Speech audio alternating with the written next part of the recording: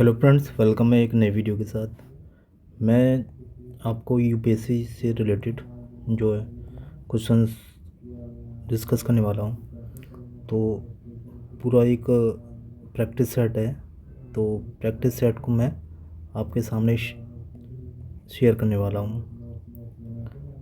तो practice set जो 2023 जो 28 मई को पीटी होने वाला है उसकी बात करने वाला हूँ।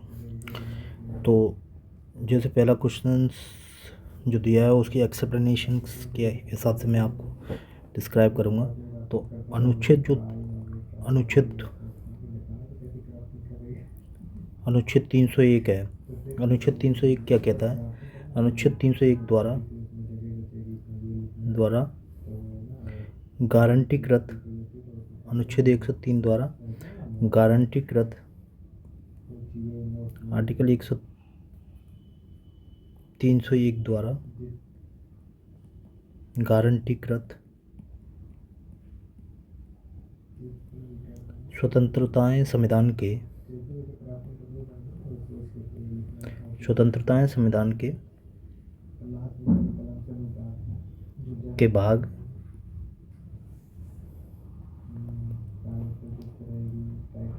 12 में दी गई हैं, 13 में दी गई हैं। और उसके शेष प्रावधान है वो आर्टिकल 302 से लेकर 305 तक है शेष प्रावधान। तो इसमें क्या है देखते हैं। तो ये कहता है कि संसद जो है, संसद के राज्यों के साथ किसी राज्य के भीतर संसद क्या कर सकती है? संसद राज्यों के साथ क्या कर सकती है? राज्यों के साथ या किसी राज्य के साथ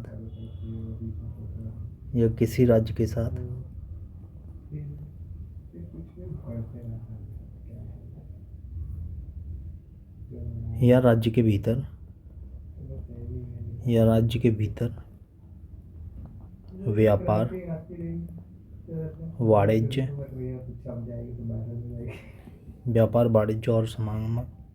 और समागम की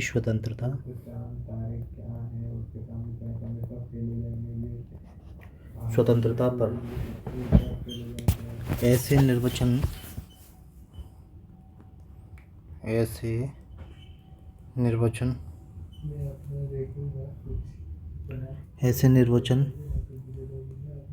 अधिरोपित कर सकता है। कौन कर सकता है? ऐसे निर्वचन अधिरोपित कर सकता है। कौन कर सकता है? संसद कर सकती है। संसद को ये राइट बनता है कि वो एक राज्य के भीतर या अन्य राज्यों के भीतर वो क्या करेगी? वो कानून बनाएगी जिससे कि वाणिज्य कानून का निर्माण किया जाएगा। कानून का निर्माण होगा और वो सर्वोपरि होगा, जिसमें राज्य क्या करे, उनके भीतर क्या होगा? व्यापार की स्वतंत्रता होगी। जैसे बहुत से राज्यों में जो राज्य होते हैं वो ये कह सकते हैं कि नहीं, हमारे राज्य में आपको एंट्री नहीं है। राज्यों में एंट्री नहीं है। राज्यों में जब एंट्री नहीं है, राज्य ये कह सकते हैं कि कोई भी अन्य राज्य का सामान या फिर सेवाएं, कोई व्यक्ति सेवाएं या व्यापार को या फिर किसी माल को उस राज्य में नहीं ले जा सकता। तो ऐसी जो है स्वतंत्रताओं के लिए ही बात की गई है। ऐसी स्वतंत्रताओं के लिए बात की गई है आर्टिकल 301 में। और भी आर्टिकल हैं जैसे 302 और 305 हो गए, ठीक है। इसके बारे में भी ये बात 302 और 305 में भी ये बात करता है। तो ये बात स्वतंत्रता ऐसे निर्बंधन आरोपित कर सकेगी जो लोकहित में अपेक्षित हों, यानी कि लोकहित में जो लोकहित के मुद्दे हैं, लोकहित के लिए, तो ऐसे लोकहित के लिए बना लेगी संसद कानून। लोकहित के लिए ऐसे बहुत से मुद्दे होते हैं जिन पर संसद कानून बना सकती है। ऐसे मुद्दे होते हैं जिन पर संसद कानून बना सकता है। मुद्दे हैं जिन पर कानून बना सकता है, जिन पर संसद कानून बना सकती है और जो राज्यों पर बाध्यकारी होंगे, ठीक है। पहली बात। लेकिन एक शर्त, कुछ शर्तें हैं। वो शर्त नंबर 1 ये कहती है कि नहीं, लेकिन अगर राज्य किसी वस्तु की कीमत तय करता है, लेकिन राज्य अगर किसी वस्तु की कीमत तय करता है तो उस पर वो स्वतंत्र है, तो वो राज्य स्वतंत्र है, वो कर सकता है ऐसा। इस पर ये नहीं कि संसद ऐसे कानूनों को बनाए जो राज्य के भीतर वस्तुओं को कमी उसके कमी के मामलों को छोड़कर, कोई वस्तु की कमी हो रही है, कोई वस्तु को व्यापार करने के लिए बात है, कमी को छोड़कर, तो ऐसे कानूनों को लागू नहीं किया जाएगा। कमी वाले हो गए तो वस्तुओं की कमी से रिलेटेड हो गए,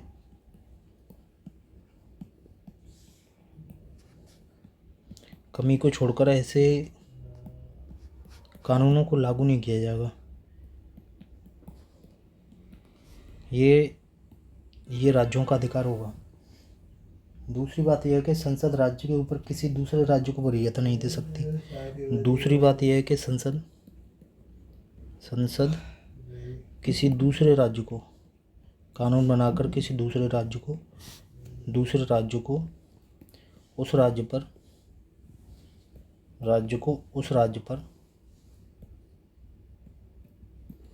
उस राज्य पर वरीयता नहीं दे सकती।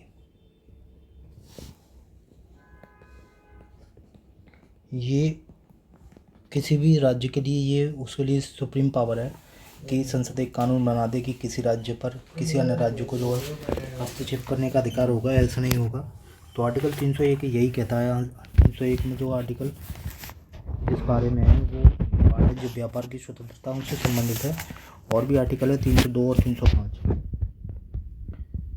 और राज्यों की तीसरी बात ये है, और राज्यों के बीच में विभेद नहीं किया जाता। और राज्यों के बीच में विभेद नहीं किया जा सकता।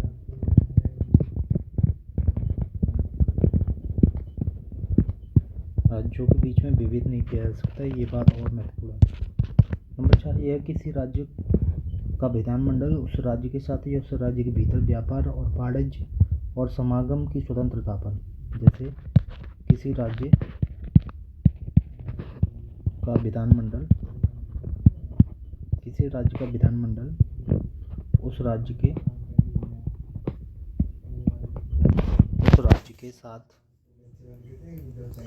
के साथ या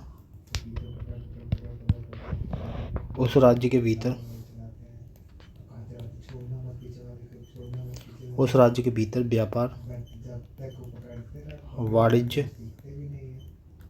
व्यापार या वाणिज्य और समागम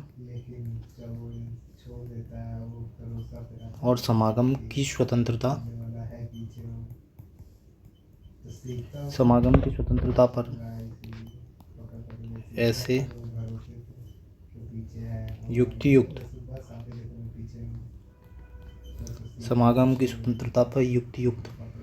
निर्बंधन आरोपित कर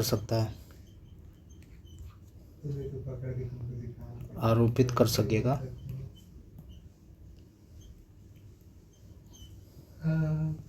जो लोकहित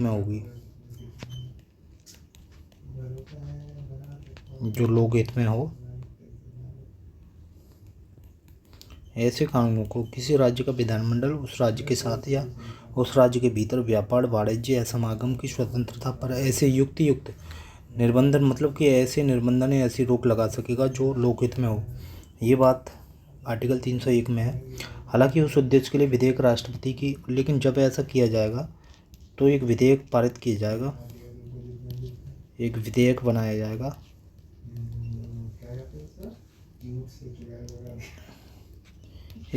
बनाया जाएगा जो राष्ट्रपति की पूर्व स्वीकृति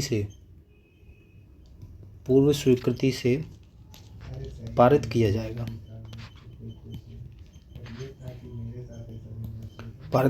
ठीक, ये सारी चीज़ें आर्टिकल 301 में है।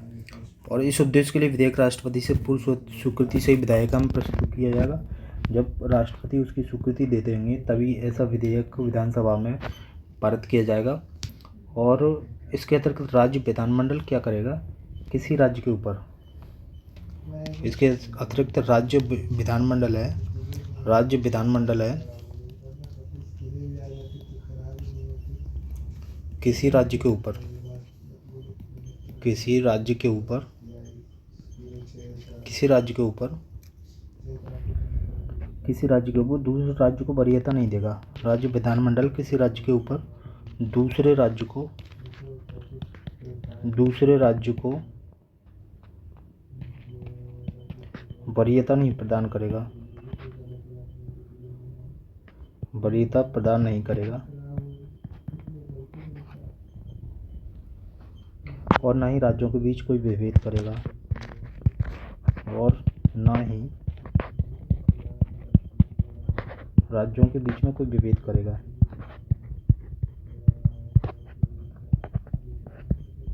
तो मूल बात यह है कि आर्टिकल 301 है वो गारंटीकृत स्वतंत्रताएं संविधान के जो भाग 13 है उसमें प्रदान करता है, जिसमें व्यापार, वाणिज्य और समागम की स्वतंत्रता है, और समागम की स्वतंत्रता है। लेकिन संसद कानून बना सकेगा, संसद कानून बना सकेगी, ठीक, और राज्य भी ऐसे कानून और राज्य भी कानूनों का निर्माण कर सकेगा, लेकिन वो कानून राज्य के द्वारा भी कानून बनाया जा सकेगा, लेकिन ऐसे कानून लोकहित में होंगे। ठीक, अगला चलते हैं दूसरा टॉपिक नंबर दूसरा चलते हैं, टॉपिक दूसरा या क्वेश्चन दूसरा कह सकते हैं। जैसे संविधान का जो 73वां संविधान संशोधन है, 73 अमेंडमेंट एक्ट, 73वां संविधान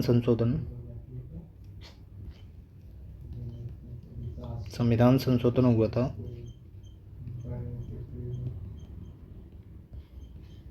वो कब हुआ था? सबसे पहली बात तो यह है कि 73वां संविधान संशोधन 1992 में हुआ था। इसके माध्यम से ग्रामीण स्तर पर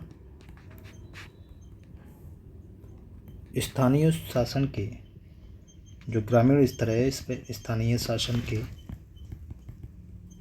शासन को संवैधानिकता प्रदान की गई थी। पहली बात, संवैधानिकता प्रदान की गई थी किसके द्वारा? यह संवैधानिक संस्थाओं का दर्जा प्रदान किया गया था। यह कह सकते हैं संवैधानिक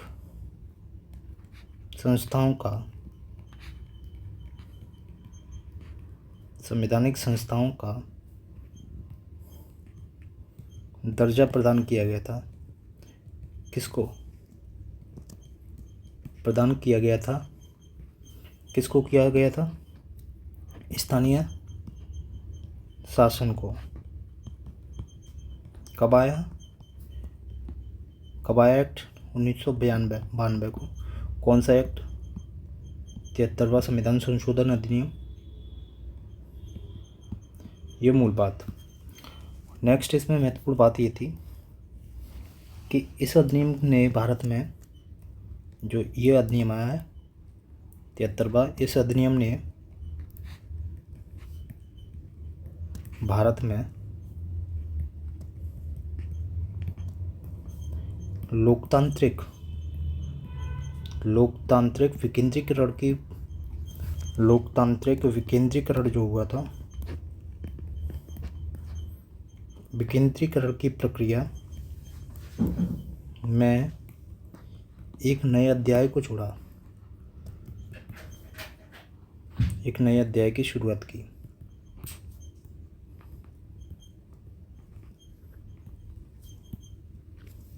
तो 73वां संविधान संशोधन अधिनियम हुआ था, उसमें लोकतांत्रिक विकेंद्रीकरण की शुरुआत हुई थी।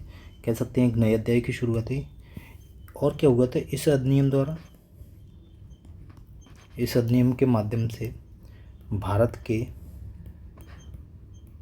संविधान में, बहुत महत्वपूर्ण बात, भारत के संविधान में पंचायत, जो पंचायत शीर्षक है, उस शीर्षक से एक नया भाग जोड़ा गया, एक नया भाग जोड़ा गया जिसको भाग 9 कहते हैं, ये जोड़ा गया। तो मूल बात यह है कि 73वां संविधान संशोधन हुआ, 1992 में हुआ। स्थानीय स्वशासन को संवैधानिक दर्जा मिला, भाग जोड़ा गया, भाग 9। और क्या हुआ था इस भाग में, जब इतना संविधान संशोधन हुआ तो इस भाग में कुछ अनुच्छेद बढ़ाए गए, जो 243 से लेकर 243 क्यू तक ये आर्टिकल जोड़े गए, इन अनुच्छेदों को जोड़ा गया। और इसके अलावा और क्या हुआ था, और ये हुआ था इस अधिनियम ने, इस 73वें संविधान संशोधन अधिनियम ने, इस अधिनियम ने क्या किया था, इस अधिनियम ने एक नई अनुसूची जोड़ी, एक नई अनुसूची को इसमें ऐड किया, इसमें शामिल किया।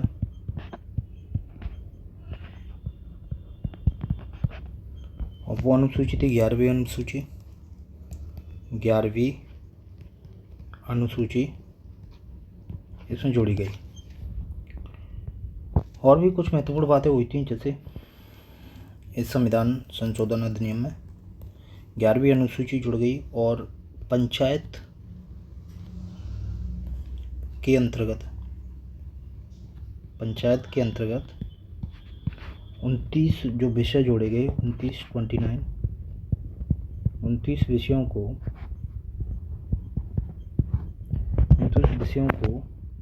जिसको कार्यात्मक विषय कहते हैं,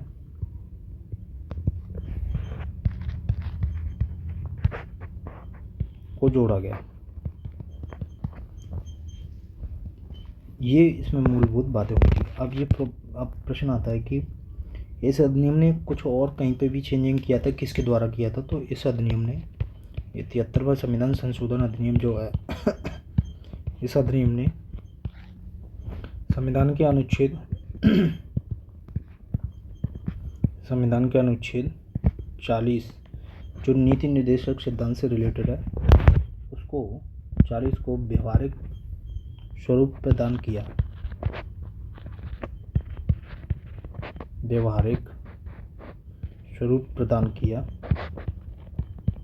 आर्टिकल 40 ये कहता है कि पंचायतों का गठन किया जाए, ग्राम पंचायतों का, तो उसको व्यवहारिक स्वरूप प्रदान किया था 73वें संविधान संशोधन अधिनियम जो 1992 में हुआ था। तो ये महत्वपूर्ण बात है। उसमें 40 में ये बोला गया है, 40 ये कहता है कि राज्य क्या करेगा, राज्य ग्राम पंचायतों का गठन करेगा, ग्राम पंचायतों को संगठित करने के लिए कदम उठाएगा या काम करेगा। उनको और क्या करेगा, कदम के साथ ऐसी शक्तियां प्रदान करेगा,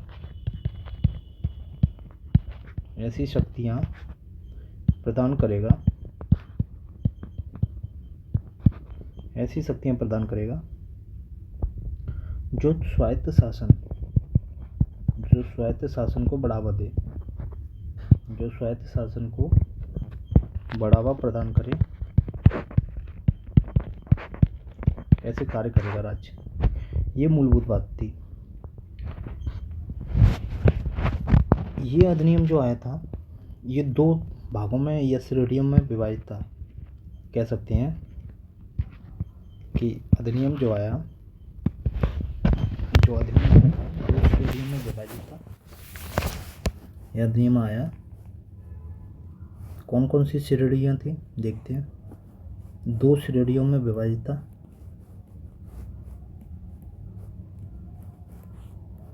जैसे ये श्रेणियाँ थी अनिवार्य विषय और एक थी स्वैच्छिक। अधिनियम के अनिवार्य या बाध्यकारी कुछ प्रावधान थे जो पंचायतों में रखे गए और कुछ स्वैच्छिक प्रावधान थे वो रखे गए। तो जैसे हो गया कि पंचायत में जो चुनाव लड़ा जाएगा, चुनाव में जो उम्मीदवार खड़े होंगे उनकी आयु क्या रहेगी, ये एक स्वैच्छिक विषय था। तो ऐसा माना गया कि कुछ प्रश्न आता है कि यूपीएससी में, पीसीएस में, कि उसमें चुनाव लड़ने के लिए, जैसे लोकसभा में चुनाव लड़ने के लिए या विधानसभा में चुनाव लड़ने के लिए 25 वर्ष की आयु होना आवश्यक है।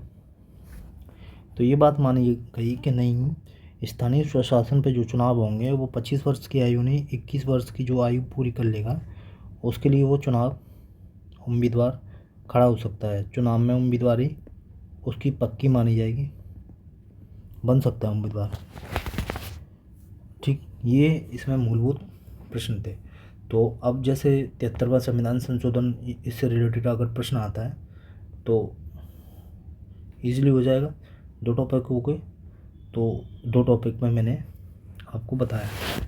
तो अगले टॉपिक में फिर मिलते हैं एक कुछ इंटरेस्टिंग टॉपिक के साथ।